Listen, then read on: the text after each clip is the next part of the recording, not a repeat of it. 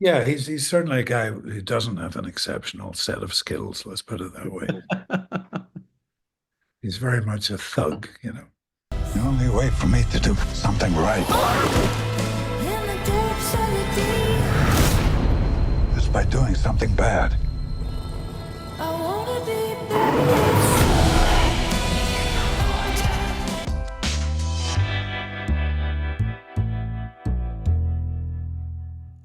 Hey, I'm Chris from JoBlo.com. Such a pleasure to meet you, sir. I'm such a big fan of yours. I have been for a long time. It's really an honor to speak to you. Chris, I appreciate it. Thank you. So I gotta ask, one of the things that I kind of liked about this movie that I thought was interesting is that, I'm used to seeing you kind of playing these guys with shadowy past, but usually they're very highly trained guys. I like the fact that this guy was kind of more thuggish and street level, right down to like the mustache and the way he talked. And I was just wondering if you could talk a little bit about developing the character and how it's different from some of the others that you've played. Yeah, he's certainly a guy who doesn't have an exceptional set of skills, let's put it that way. He's very much a thug, you know. But that was part of the attraction of playing this guy, you know.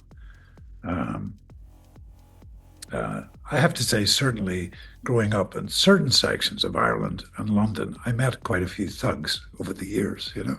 Maybe not as bad as this guy, um, but gentlemen with an interesting past, connected to certain acts of violence, you know.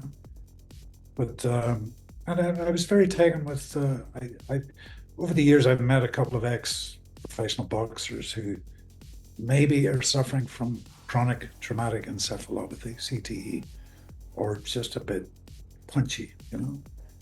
A couple of ice hockey players too, and there was something tragic and quite heroic about them too, you know. Mhm. But yes, they had lived a life, and this guy who's just, you know, he's done some nasty things, but he's looking for, especially with his grandson, just a little inkling, a little doorway opening for some kind of redemption of sorts, you know. Well, I mean, it's interesting what you say about CTE because that is very timely. It is a discussion that we're starting to have now, which, I remember back in the day when we used to say that somebody was punch drunk as well, and your character even says it in the movie. It is something that I think people are becoming aware of, that when you take enough blows to the head, there's a price to be paid to some extent. But it also feels like it's something a lot of people don't even acknowledge really exists, right? Which is kind of a sad thing. Yeah, I think so. And I mean, when you think about it, the brain moves in this liquid in the Mhm. skull, and even the slightest tap makes it go like that, you know.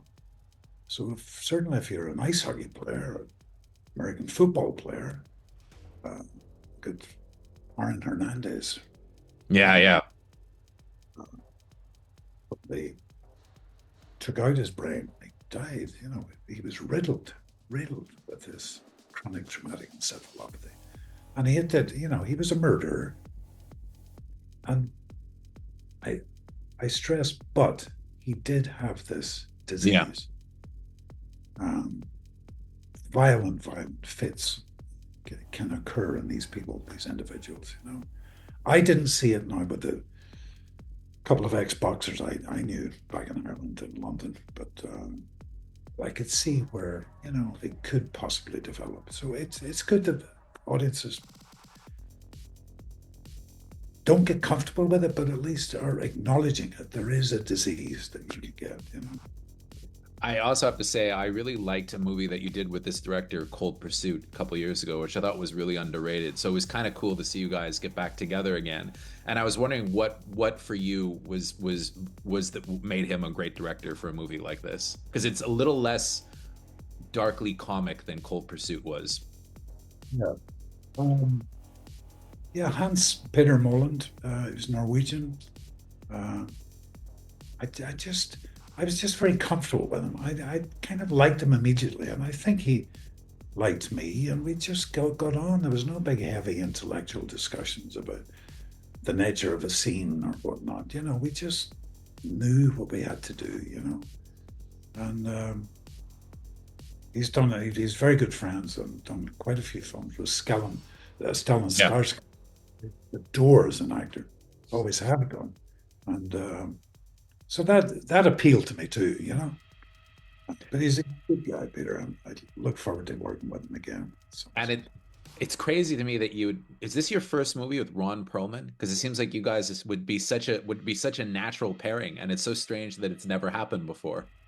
no, it didn't, and I hope it happens again. Very fun too. Yeah. Well, it is an exceptionally well done cast, though. 'Cause, I mean, Yolanda Ross is great in this movie too. I find she's always underrated. Frankie Shaw also terrific. I I don't know if you saw Frankie in the show Smilf. Oh, of course, I loved Smilf. Smilf was great.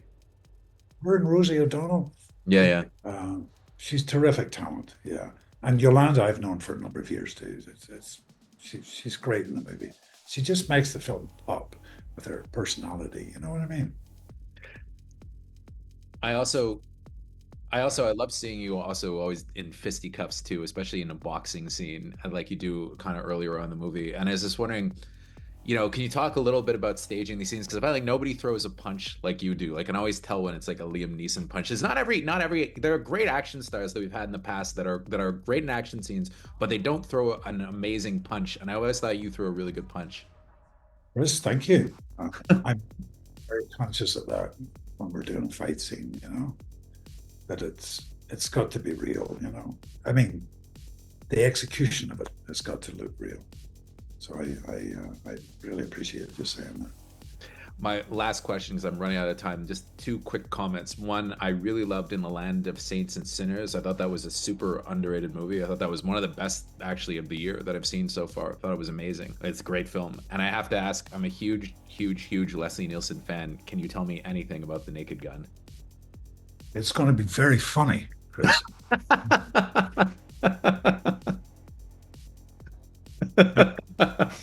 I was expecting. Months ago, Pamela Anderson, Danny Houston. It was nerve wracking, but we had some laughs, and hopefully the audience will have some laughs too. You know. With that cast and that director and you as Frank Drebin, I can't imagine it not being awesome. So thank you very much, sir. Thank you for your time. Chris, thank you very much. Thank you. Take care.